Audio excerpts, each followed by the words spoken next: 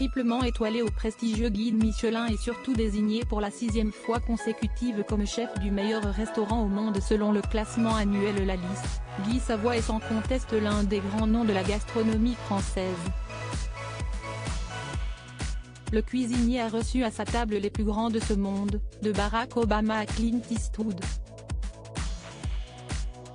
Une revanche pour celui qui fut humilié à l'école.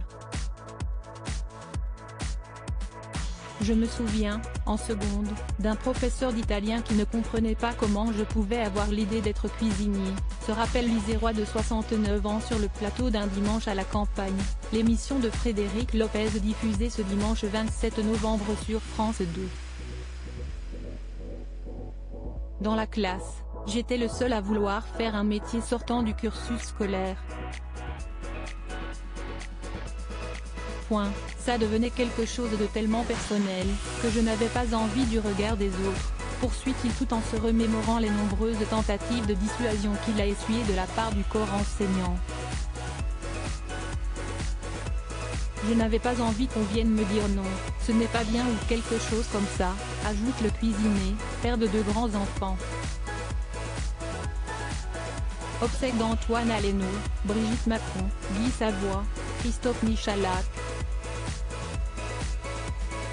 Il lui rend hommage. Une vocation envers et contre tout le corps professoral n'est malheureusement pas le seul à avoir tenté de détourner Guy Savoy des fourneaux. Dans sa jeunesse, le compagnon de la journaliste Sonia Mabrouk a également été confronté à une opinion bien tranchée d'une psychologue. À l'époque, pour entrer en apprentissage, il fallait passer des tests psychologiques, explique-t-il avant de préciser que ces derniers étaient organisés à la mairie pour des questions de formalité. La psychologue chargée de lui faire passer le test en question lui avait alors demandé de bouger des cubes. Le chef désormais étoilé raconte, après avoir bougé ses cubes pendant 10 minutes, elle me dit, vous n'êtes pas fait pour un métier manuel, encore moins dans l'alimentation. Ce à quoi je réponds, ce n'est pas en me faisant bouger des cubes pendant 10 minutes que vous allez me faire changer une idée que j'ai en tête depuis plusieurs années.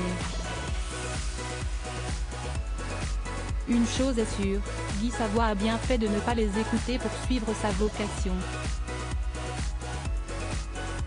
Article écrit en collaboration avec 6 médias. Crédit photo, capture d'écran France 2.